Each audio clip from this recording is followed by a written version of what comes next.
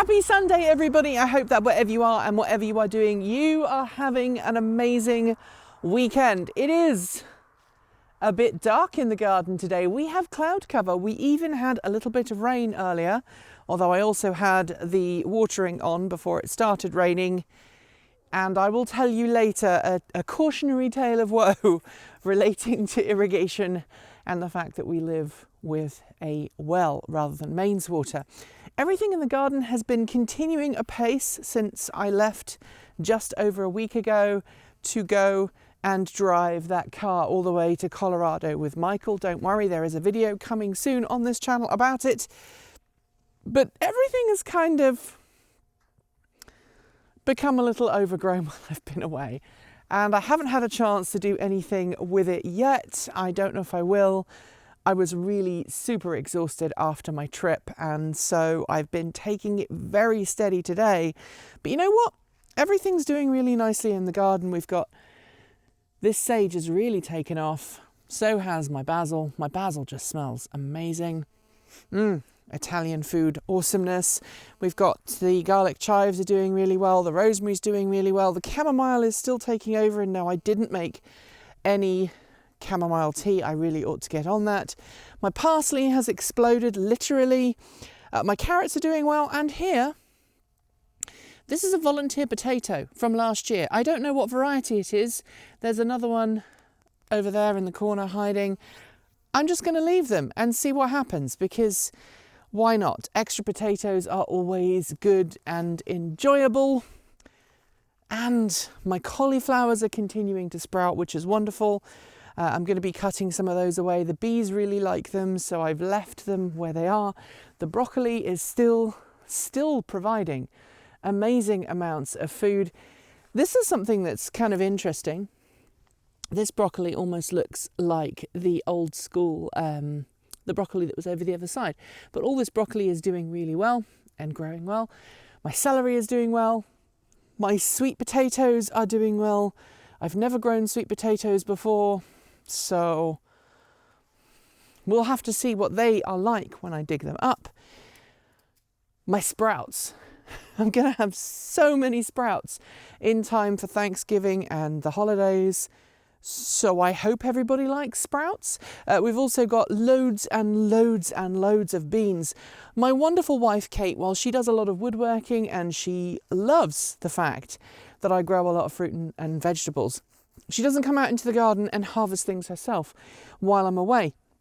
And the result has been that we've also had a lot of thistles grown up while I was away, but we've also had a huge number of beans sprouting. And I'm just trying to find some beans to show you. If you look down here, look at those. Got some lovely beans coming on, and they are just lovely and fresh. We've got several different types of beans growing in here. So these beans are really yummy, whether you have them with a Sunday roast, whether you have them standalone, or you have them with some of the lovely potatoes that I've been growing this year. It's also started to grow up here, which I'm very happy about, because before I left, the beans were all on the same level and they weren't really growing particularly well, so I'm glad that they are growing up. This year, though, I've learned something really super important about my garden, and that is I don't need many fava beans or broad beans, I don't need many peas, and I don't need many bean plants to basically sustain the garden, because they just keep producing flowers. As long as you harvest them regularly, they just keep growing. Now, the peas, unfortunately, have started to wane a little bit because I wasn't around when we were harvesting, when we needed to harvest them to encourage them to keep going. Talking about keeping going, it looks like I have a second batch of strawberries coming up here. I know there's lots of weeds in here that I need to deal with, but I don't want to do that while the strawberries are doing their thing. It'll be much easier when the strawberries die back. And if you look, my raspberry plants are really, they're taking over. Don't worry, we'll cut them back. But right here, the raspberries are just, there's so many of them all coming up and growing, which is fantastic because it means that hopefully the bees are doing the job of pollinating all of these, and hopefully we're going to have a really bumper crop of raspberries a little bit later on in the season. I'm so happy that we've got so many bumblebees coming through and eating, especially as bumblebees are in a bit of a decline right now, but apparently not in my garden. So that's cool. That is fantastic news. As to the chickens, well, the chickens are still inside because bird flu is about, and I'm still kind of only letting them out supervised. We still need to build a proper outside but enclosed run, if that makes sense. So they've got this run here, which is big enough for them, and there's plenty of space, but we want to build one without a roof so they can gain access to outside. Right now, we're having a little bit of dust bath going on. So they all kind of take it in turns. Carolyn there is having a bit of a dust bath as well. You may notice we are one chicken down. We are one chicken down because Gerty is in chicken jail. Chicken jail essentially means that, well, she wouldn't stop being broody. And so we had to encourage her to stop being broody. And how you do that is you put a chicken in a very basic enclosure, and you don't let them have access to the things that they would normally want to do to nest. And my wife has just come back because she's been transporting the car that we've got, or rather the truck that we've got on review. And so she drove up to pick up Kate Walton Elliott's car, which she has just brought back, because Kate Walton Elliott and her partner live about 110 miles away. So we had a very unhappy pup this morning. He wasn't feeling very well. River, our Labrador, wasn't feeling great. So Kate decided to take it up to Kate on her own, and I stayed behind to look after the dog. But I've got to show you all of the amazing things going on right now. So this is some spearmint that we have growing on our driveway here. And the amount of bumblebees going absolutely crazy for the flowers, the spearmint flowers, is wonderful.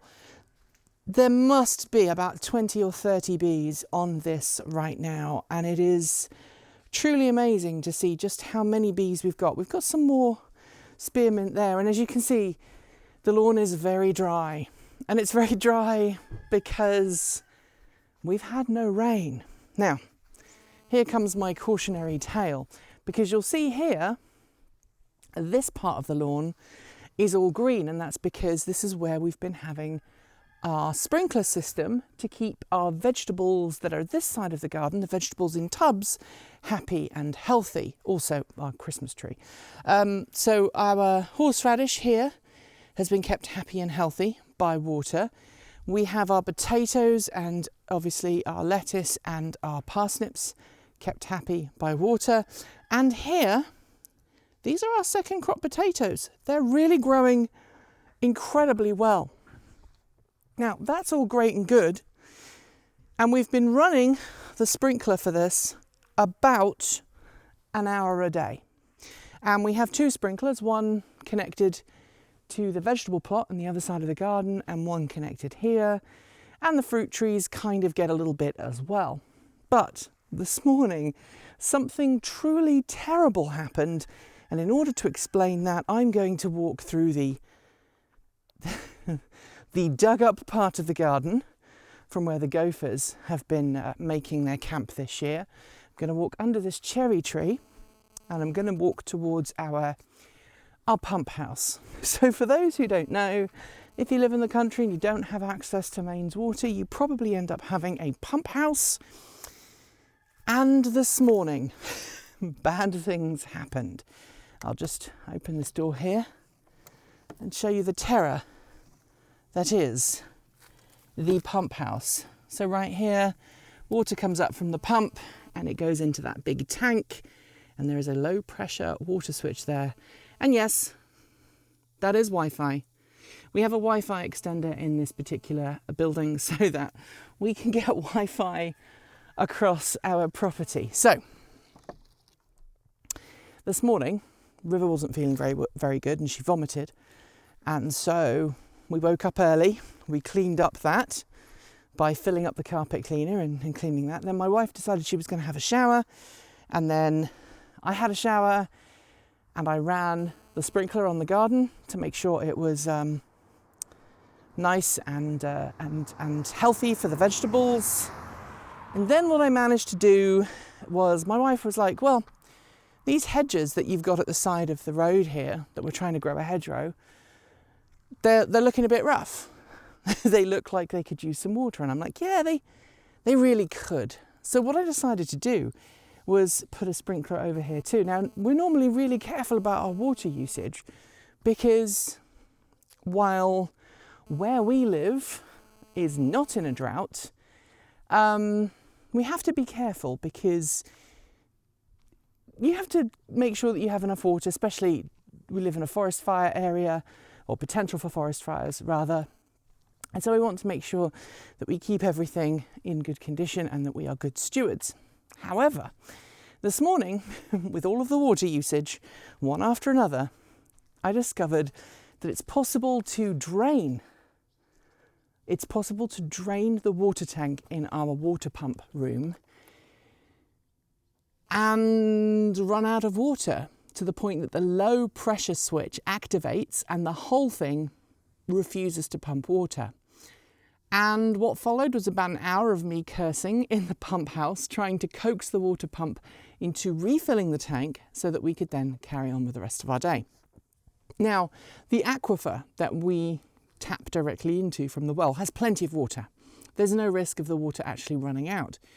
But if you drain the water tank faster than the pump can put water back into the tank, that's when you have trouble. And that's what I did this morning. So I have learned a lesson. You can't have 2 showers and then have the washing machine or the dishwasher on and then do all these other things while watering the garden, because you will drain the water tank. It will cause the low pressure switch to activate to protect the water pump, and then you don't have any water. So that is a lesson that is learned, most definitely. Finishing off today, it is, of course, blackberry season. It's the start of blackberry season, and we have some blackberry bushes here right on the edge of our property. And look, so sweet, totally ready. So I think we'll be making some blackberry preserves this very weekend. I hope that if you are in an area with blackberries, you too have a chance to harvest some, because blackberry jam, let's face it, it is truly amazing.